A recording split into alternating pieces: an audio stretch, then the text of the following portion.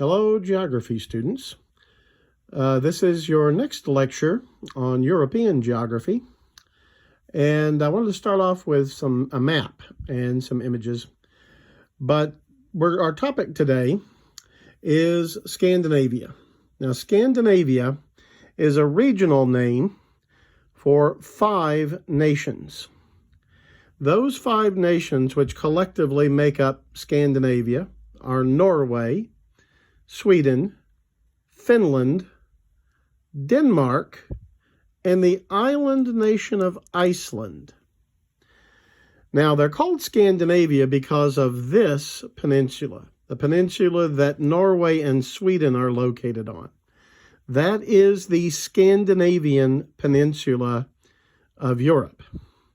Only 2 of the 5 countries I just named are located there. But the people of Norway and Sweden share a great deal in common with the people of Denmark. In fact, it's fair to say that the languages, while they do constitute separate languages, they are mutually intelligible. An educated Norwegian has no difficulty understanding an educated Danish person speaking their own language. If you speak Norwegian, it is a relatively easy matter, I'm told. I don't speak either one, to learn to pick up either Swedish or Danish. They're very closely related languages. Now, that accounts for why, and the Danish, Norwegian, and Swedish people are close kin. Historically, Denmark and Norway were actually one country. They had one common king until just a couple of hundred years ago. And large parts of Sweden were also part of that kingdom once upon a time. Genetically, too, there's a strong interrelationship between these 3 countries. Now, Finland is a bit of an outlier. Finland is a different place. It's not on the Scandinavian peninsula. But more importantly, its language is not a closely related language to the other 3. These 3 are Germanic languages. This is the North Germanic language family. English is a cousin of them. Our closest, more closely related language is spoken right up here on the north coast of Holland.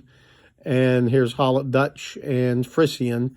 And it's reasonably close related to North German, Hochdeutsch, High German. But it's akin to the Danish, Swedish, Norwegian languages as well. They're close kin. Finnish is a totally separate deal. Its language family isn't Germanic at all. It's called the Finno-Ugric language family. Finnish, Estonian, and of all things, Hungarian are closely related because 1,500 plus years ago, there were people living over here on the Eurasian steppe. Some of them went north. Some of them went into the Roman Empire and eventually settled in Hungary. Hungary gets its name from the Hun. So that's where the Finno-Ugric, and the Ugric there, the Ungarn is what the Hungarians call themselves. They're closely related languages here, the Estonian, Finnish, and Hungarian. But the reason why Finland is usually lumped with the Scandinavian countries isn't linguistic. It's cultural. For one thing, the culture is extremely similar. This is called the Gulf of Bothnia here. It's not very wide, so you can see that there's been a lot of interchange between Finland and Sweden over the centuries. The Finnish people, genetically, if you do a DNA analysis on them, there's a lot of their DNA in the average native Finn that is closely related to the Swedes. That goes back to the Viking era. You know, the Vikings, by the way, they never wore horns on their helmets. That never happened. But the Vikings were real, very real. And they did range widely in their boats and in their trading parties and their raiding parties. But a lot of Swedish Vikings, we're talking here from about 850 AD to around 1100 AD. A lot of them wound up settling in parts of what's now Finland. So although their language didn't take over in Finland, they made a major genetic contribution. So if you looked at your average Finn, Swede, or Norwegian or Danish person, they do tend to have light-colored hair, blue eyes are extremely common, and so on. This portion, though, of these three countries, Norway, Sweden, and Finland, this area up here is called Lapland. There are people who live in this land, an indigenous people called the Lapps. They actually refer to themselves by a different name, which I'm drawing a blank on now, the Sami. They call themselves the Sami people, S-A-M-I, the Sami people. But the collective name in English for this region is Lapland, and the people who live in Lapland are called the Lapps, and parts of Russia here too. So this is Lapland where the Lapps live, or the Sami people as they call themselves. They are not ethnically the same people as the Finns or of these Germanic peoples in southern Sweden and Norway. Now, you'll remember that I also included in the list of Scandinavian countries Iceland. The reason for that goes back to the Vikings again. The Vikings of Norway were very busy people, and of Denmark, but especially of Norway.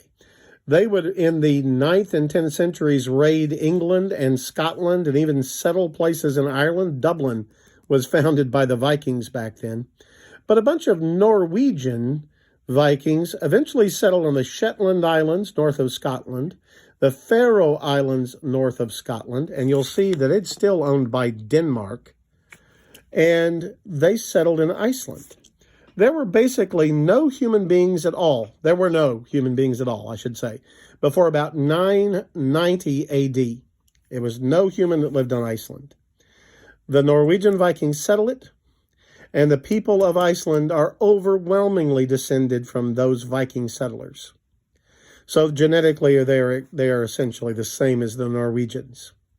Their language is closely related to Norwegian. Icelandic is. Now, you'll note that I said the Faroe Islands are owned by Denmark. Greenland is a possession of Denmark as well. Greenland, see it there, over here, sorry, off the coast of North America, is technically a Danish possession today. There are relatively few Danish people who live in Greenland, and it is an autonomous region. It is technically under the control of Copenhagen, Denmark, but the native Inuit people who live there, what used to be called Eskimo, really run their own lives. There are only a few towns of even 50,000 people on the whole enormous island of Greenland. It is very lightly populated. The overwhelming majority are Inuit people, and the Danes essentially let them run their own affairs. Major acts have to be approved by the Danish parliament, but 99% of what goes on in Greenland is locally controlled. But technically, it is a Danish possession even today. So the Scandinavian people in the Viking era spread out to Iceland and even the coast of Greenland. We'll talk more about Scandinavia in the next lecture. But you can see it's the northernmost portion of Europe. There's Germany, there's Britain, Holland. We've learned about all these countries, Poland. North of them.